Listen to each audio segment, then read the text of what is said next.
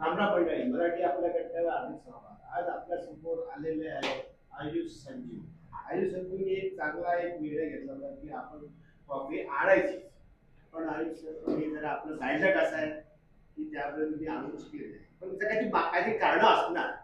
तर तुम्ही ज्यावेळी पहिला प्रश्न असा आहे की तुम्ही ज्यावेळी बिग बॉसच्या घरात पहिला पाय ठेवला, तुम्ही काय विचाराने तुम्ही गेले होते आणि तुम्ही ज्या विचाराने तुम्ही रिटर्न आले, तर कुठे या तुमच्या या गॅपमध्ये तर काय चुकलं आणि काय झालं, काय सांगणार?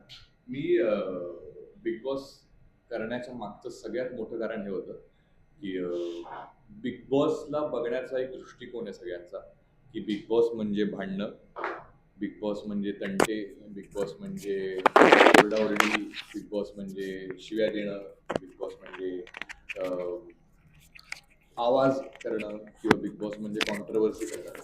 पण मी ज्या पर्स्पेक्टिव्हने बिग बॉस पाहिलं होतं त्यामध्ये मला नेहमी एक गोष्ट प्रकर्षाने जाणवली की बिग बॉस म्हणजे पर्सनॅलिटी.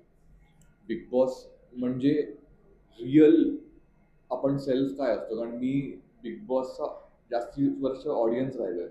लहानपणापासून बिग बॉस माझ्या घरी बघितलं जातं आणि तेव्हा माझ्या घरचे ह्या अपेक्षेने बिग बॉस बघायचे की हा जो कलाकार किंवा ह्या ज्या माणसाला आपण बघतोय हा याच्या घरी कसा राहतो. ही गंमत आहे. आपल्याला कलाकार काम करताना स्टेजवर दिसतात, आपल्याला टीव्ही मध्ये दिसतात, आपल्याला सिनेमा हॉलमध्ये दिसतात, पण कलाकार घरी कसा राहतो ह्याच्यासाठी ते घरी कसे राहतात यासाठी तो बिग बॉसचा कार्यक्रम आम्ही आमच्या घरी बघायचो.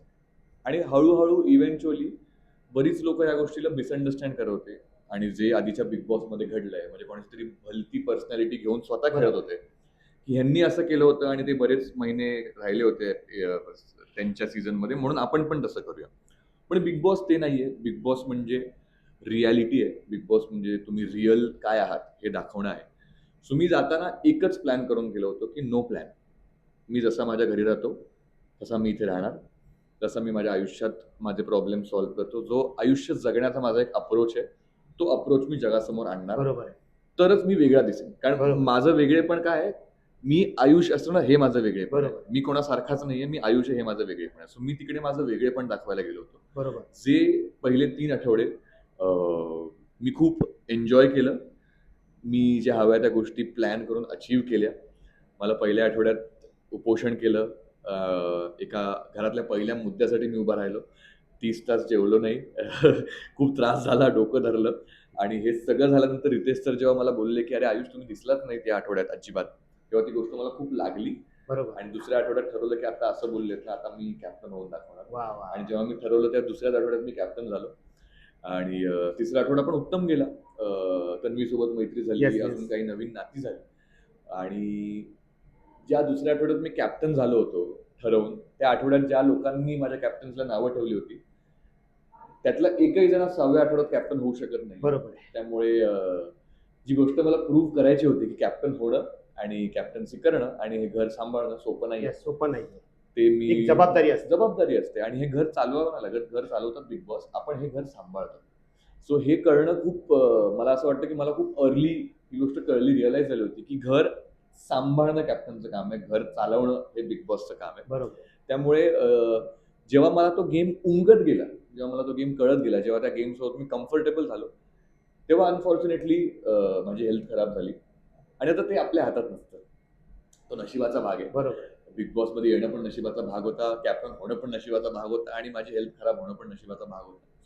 पण हेल्थ खराब झाल्यावर एक गोष्ट माझ्यासोबत झाली, की मी थोडा खचत गेलो. कारण माझ्या सोबतची जी लोकं आहेत, ती कुठेतरी पुढे निघत होती. ती बरोबर. कुठेतरी टास्क खेळत होती, ती कुठेतरी मुद्द्यांवर बोलत होती आणि मला उठताच येत नव्हतं, मला चालताच येत नव्हतं आणि मला असं वाटतं, की माझी सगळ्यात मोठी स्ट्रेंथ टास्क खेळणं होतं. बरोबर आहे. कारण मी फिजिकली आणि मेंटली बॅलन्स्ड होतो टास्कमध्ये. मी आजपर्यंत खेळलेला एकही टास्क हरलो नाही.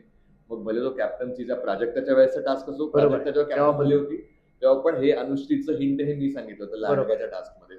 सुरुवातीचा टास्क असेल राशनचा किंवा त्याच्यानंतर माझा कॅप्टन्सीच्या उमेदवारीचा टास्क असेल किंवा कुठलाही टास्क असेल, एकही टास्क मी हरलो नाही.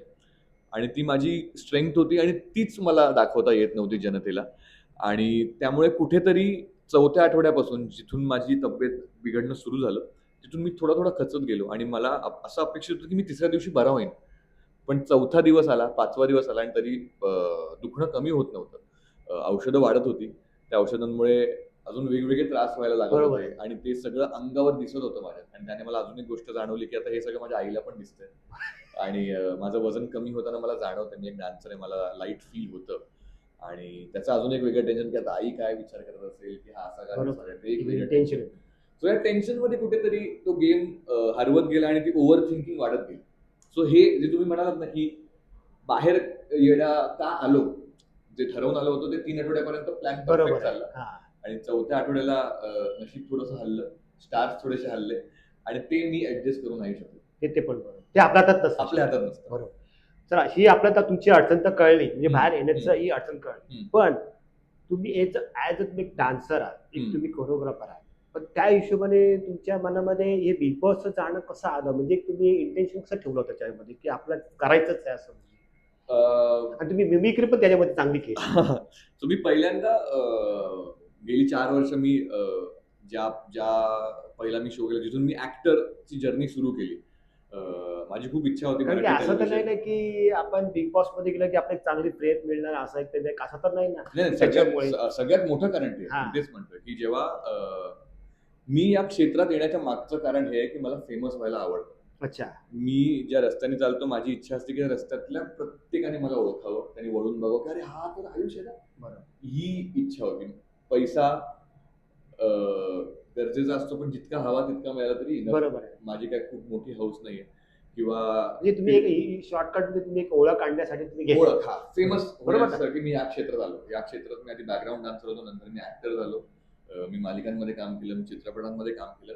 पण तरी कुठेतरी मला असं वाटत होतं की अजून हवं तितकं फेम मिळत नाही. सो जेव्हा बिग बॉस मधनं फोन आला तेव्हा मला कळालं की बिग बॉस पेक्षा मोठं महाराष्ट्रात काहीच नाही. Yes. बिग बॉस मध्ये गेलेल्या माणसाला प्रत्येक जण ओळखतो.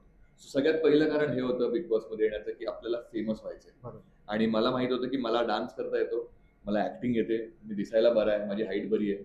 या इथं तुम्ही पूर्ण तयारी करूनच गेले करेक्ट. होते. मी जो पॅकेज मी आहे ना, मी परफेक्ट फिल्मसाठी एक परफेक्ट पॅकेज सगळे Yes, yes. आणि आपल्याकडे खूप कमी मुलं आहेत ज्यांना डान्स येतो. आपल्याकडे खूप कमी मुलं आहेत जे ऍक्टिंग आणि डान्स दोन्ही करतात.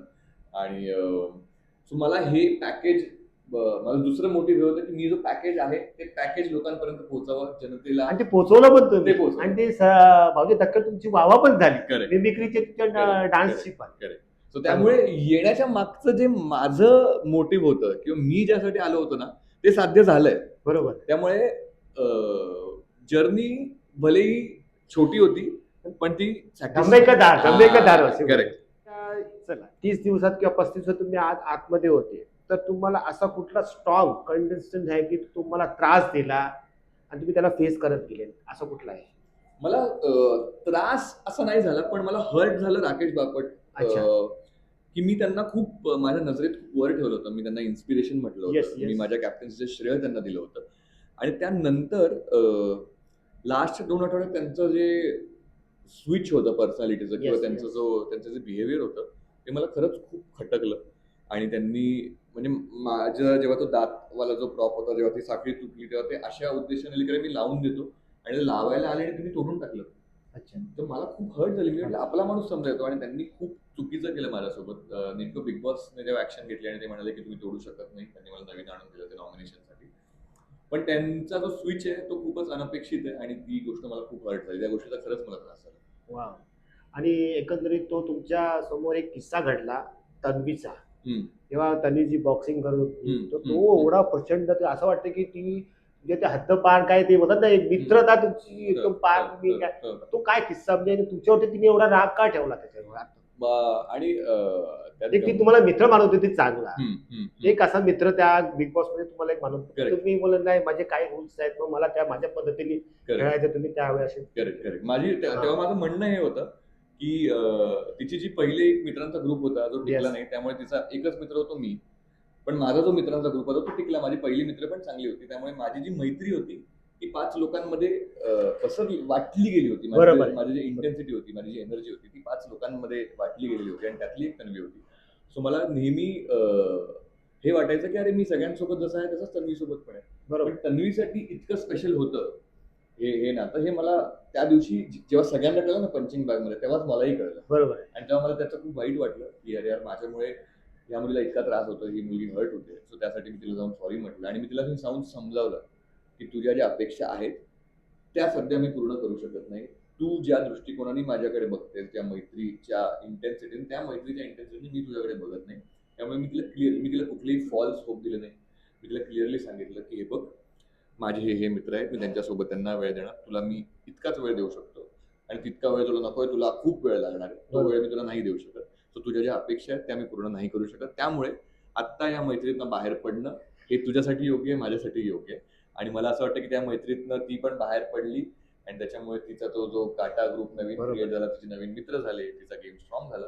तो जे काही होतं ते चांगल्यासाठीच होतं. एकंदरीत बिग बॉसच्या घरामध्ये तुम्हाला अशी कुठली व्यक्ती की तुमच्यावरती प्रेम करते पण आणि तुम्ही त्याला पण प्रेम करता, म्हणजे एक मित्रता म्हणून मी जाता जाता पण तुम्हाला त्याचा त्रास झाला असावा? म्हणजे मला करण झाला, प्राजक्त झाली किंवा सचिनजी झाले किंवा ओंकार झाले, या चौघांबाबत खरंच जेन्युइन प्रेम आहे. म्हणजे प्राजक्ताबाबत मी संतूरच्या टास्कमध्ये हेही म्हणालो की माझी जर मोठी बहीण असती येस. तर ती खरंच प्राजक्ता शुक्रेसारखी असती. आणि बिग बॉस हेच आहे. बिग बॉस हा नात्यांचा गेम आहे.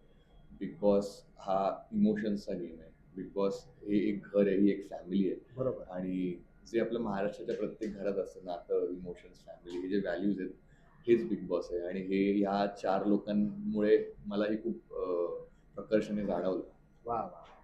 आता ह्याच प्रेक्षकांनी तुम्हाला कौल दिला की तुम्ही त्या काही कारणाने तुम्ही बाहेर आले, ह्याच प्रेक्षकांना तुम्ही काय सांगणार मी जेणेकरून आज तुम्हाला चांगल्या आईने प्रेमनी बघताय? मी प्रेक्षकांना हेच म्हणेन की माझ्याकडे असा कुठलाच शब्द नाहीये ज्याने तुम्ही जे प्रेम दिलंय त्याला जस्टिफाय करता येईल. म्हणजे मला थँक्यू किंवा धन्यवाद बोलून त्याला इतकं पटकन संपवायचं नाहीये. पण मला जिथे जिथे मी ना खूप प्रयत्न करतो की ज्यांनी सपोर्ट केला, ज्यांनी हे Yes. ग्रुप्स फॉर्म केले, त्यांना जाऊन पर्सनली भेटणं. बदलापूर जिथे मी राहतो तिथे खूप लोकांनी खूप पोस्टर्स लावले, तिकडे जाऊन प्रत्येकाला भेटणं. तर आता कितपत शक्य होतं हे मला बघायचं. पण तोपर्यंत मी खरंच एक अशी घट्ट मिठी देऊ इच्छितो सगळ्यांना आणि खरंच खूप खूप प्रेम आणि खरंच खूप धन्यवाद.